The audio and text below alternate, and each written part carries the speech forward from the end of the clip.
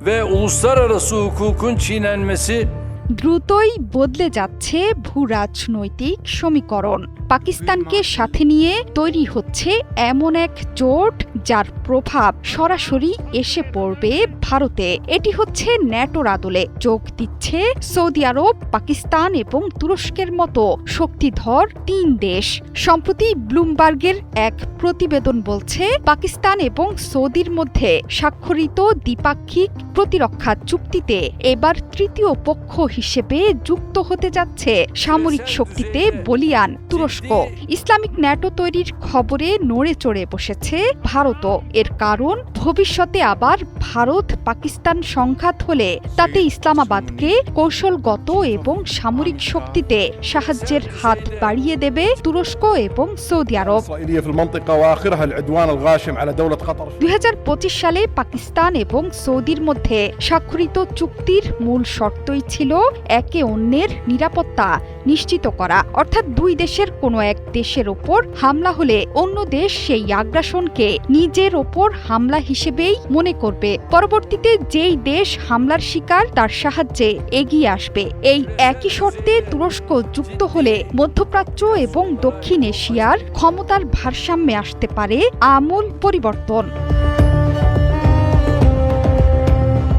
দেশ মিলে Islamic NATO গড়ে উঠলে এই জোট কতটা শক্তিশালী হবে তা এর মধ্যেই বিচার বিশ্লেষণ চলছে।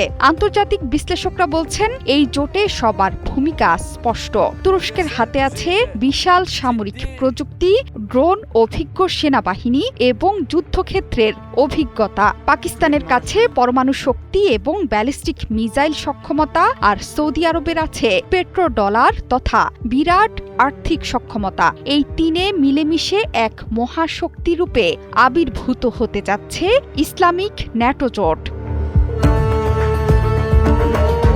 এই জোট এখন ভারতের মাথা ব্যথার সবচেয়ে বড় কারণ। ভূরাজনৈতিক বিশেষজ্ঞরা বলছেন, কাশ্মীর ইস্যুতে তুরস্ক বরাবরই পাকিস্তানের পক্ষে হুঙ্কার তুলেছিল। দিল্লির কাছে সবচেয়ে বড় উদ্বেগের বিষয় হল, কোনো জোটের অংশ না হয়েও 2025 সালের মে মাসে ভারত পাকিস্তানের 4 দিনের যুদ্ধে সরাসরি পাকিস্তানকে সাহায্য করেছিল তুরস্ক। ভারতীয় গোয়েন্দা প্রতিবেদনের তথ্যমতে সেই যুদ্ধে ইসলামাবাদকে 350টির বেশি সামরিক ড্রোনের পাশাপাশি ড্রোন অপারেটর দিয়েও সাহায্য করে আঙ্কারা। সেই যুদ্ধে পাকিস্তান ভারতের দিকে ছুড়েছিল বায়রাক্তার TB2 ড্রোন। এই জোটের মধ্যে শুধুমাত্র সৌদির সাথেই ভারতের বন্ধুত্বপূর্ণ সম্পর্ক, কিন্তু জোটের স্বার্থে সৌদি আর সেটি কতটুকু মেনে চলবে প্রশ্ন থেকেই যাচ্ছে।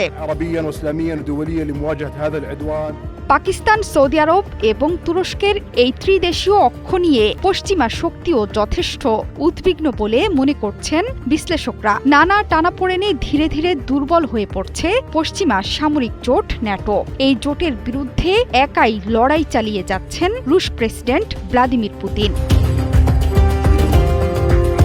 জোহরা চৌধুরী, সেতু, ৭১।